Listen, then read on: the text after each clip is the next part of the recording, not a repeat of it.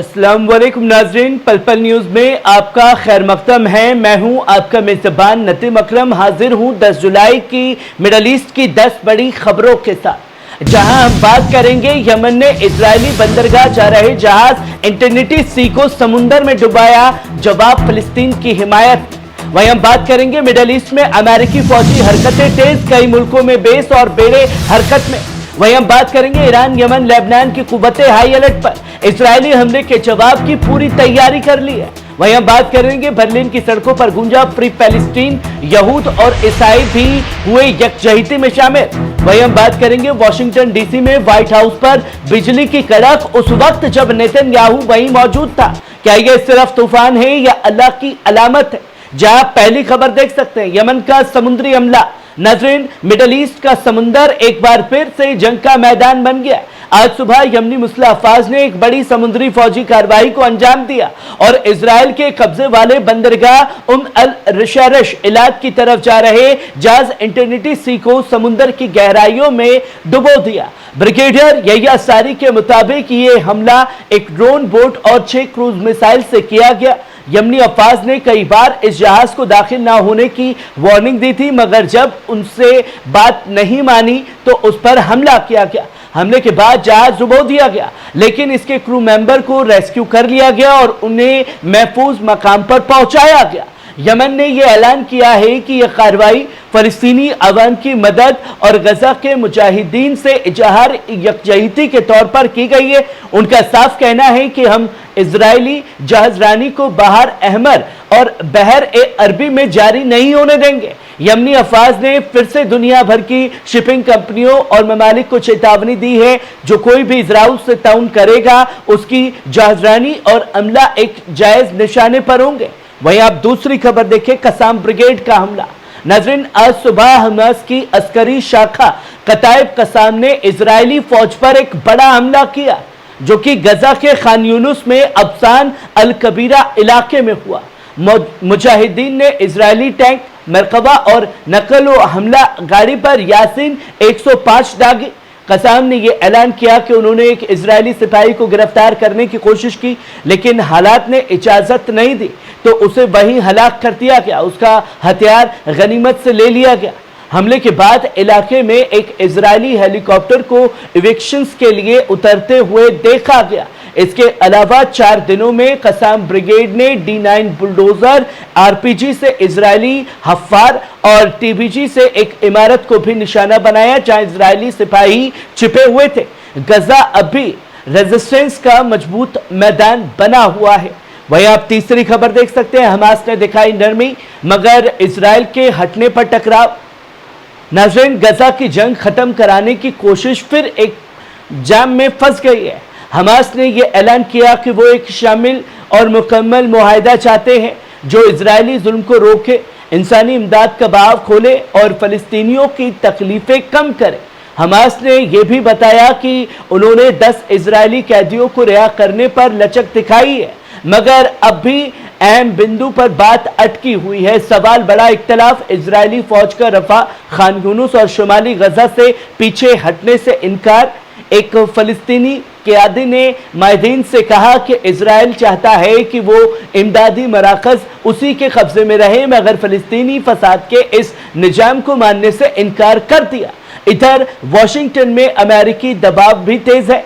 Trump और Netanyahu की 24 घंटे में 2 मुलाकातें और कतरी वफद से बातचीत है, मगर सवाल यह है क्या ये सब जमीनी हकीकत बदल पाएगा?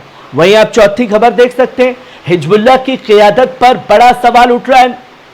नाज़रीन, हिजबुल्लाह के अमीन आज़म शेख नईम कासिम ने एक सनसनीखेज इंकशाफ किया।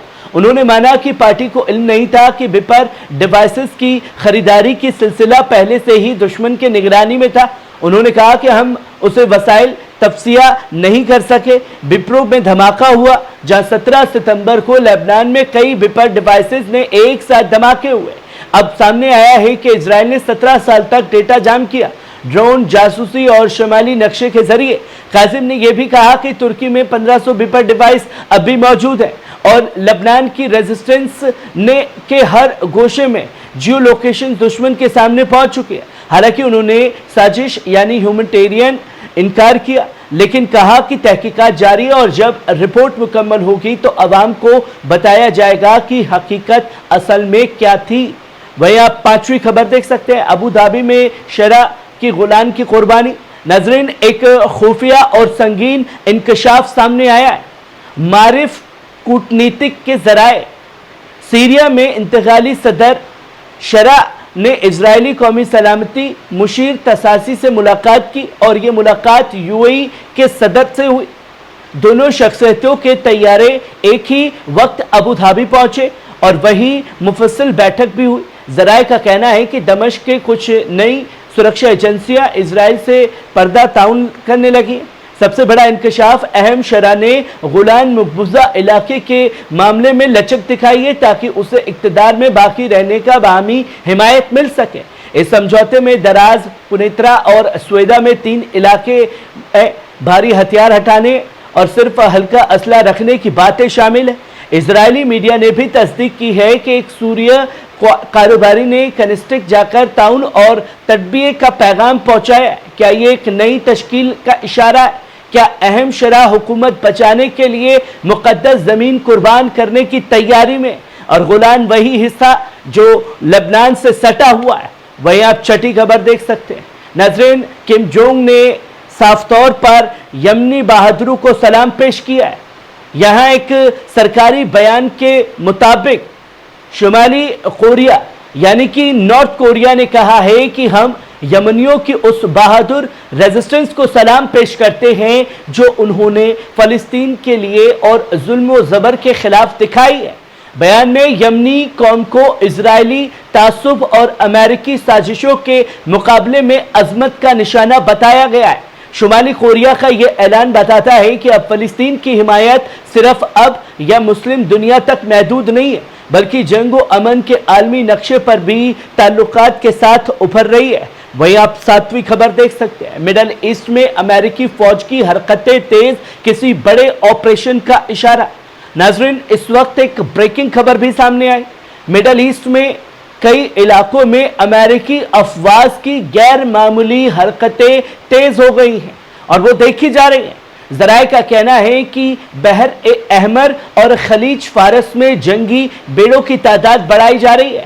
کئی ایئر بیس پر فوجی جہازوں کی انتقال ہو رہا ہے اور عراق، سیریا اور جارڈن میں امریکی ٹھکانوں پر سطح الرٹ کو بلند کر دیا گیا ہے۔ اب تک اس حرکت پر پینٹاگن کی طرف سے کوئی تفصیل نہیں آیا ہے، مگر ماہرینی کا صاف طور پر کہنا ہے یہ سب کچھ کسی بڑے فوجی تجاوز یا انتقامی کارروائی کی تیاری ہو سکتی ہے۔ کیا یہ اشارہ ہے ایک نئی جنگ کا، یا پھر صرف ایک دباؤ کی سیاست ہے، نہیں مانے تو مار دوں گا؟ وہیں آپ 8ویں خبر دیکھ سکتے ہیں، جب یہ حرکتیں تیز ہوئی ہیں، ایران، یمن، لبنان الرٹ پر ہے۔ ناظرین، ایک بڑی اور خطرناک صورتحال سامنے آ رہی ہے۔ حزب اللہ یعنی کہ لبنان، IRGC یعنی کہ ایران اور ہوتیز یعنی کہ یمن، تینوں ریزسٹنس جماعتیں اس وقت ہائی الرٹ پر ہیں۔ ذرائع کے مطابق ان تینوں فرنٹس پر جنگی تیاری مکمل ہے، میسائل سسٹم تعینات کر دیے گئے ہیں اور ہر طرف استعداد جنگ یعنی وار ریڈیڈنس کا اعلان کر دیا گیا ہے۔ اسرائیل کی طرف سے ایک مہم حملہ کی آشنکا کے چلتے ریزسٹنس کی قوتیں اب ایک اتحادی جواب کی طرف بڑھ رہی ہیں۔ کیا یہ صرف دباؤ ہے یا جنگ کی آغازی دستک ہے؟ امریکہ خدا ہے تو انجام بھی ملے گا۔ وہیں آپ 9ویں خبر دیکھ سکتے ہیں، برلن میں فلسطین سے یکجہتی کا اظہار۔ ناظرین، اسرائیل کے ظلم کے خلاف اب یورپ کی گلیوں میں بھی انصاف کی صدا بلند ہو رہی ہے۔ جرمنی کے دارالحکومت برلن میں آج سینکڑوں افراد نے فلسطین کے حق میں ایک بڑا احتجاج مارچ نکالا۔ لوگوں نے ہاتھوں میں فلسطینی پرچم، فری فلسطین کے پلے کارڈز اور ظلم کے خلاف نعرے لے کر دنیا کو پیغام دیا کہ مظلوم قوم تنہا نہیں ہے۔ اس مارچ میں صرف مسلمان ہی نہیں بلکہ یہود، عیسائی اور سیکولر تنظیمیں بھی شریک تھی، جو بتا رہی ہیں کہ جب مسئلہ صرف سیاسی نہیں بلکہ انسانی ضمیر کا بھی ہے۔ برلن کی سڑکوں پر گونجتی آواز فلسطین زندہ ہے اور ہمیشہ رہے گا۔ وہیں آپ 10ویں خبر دیکھ سکتے ہیں، وائٹ ہاؤس پر بجلی گری ہے، نتن یاہو شہر میں موجود ہے۔ नाज़रीन, इस वक्त अमेरिका के दारुल हुकूमत वॉशिंगटन डीसी से हादसाती इंकशाफ सामने आया है।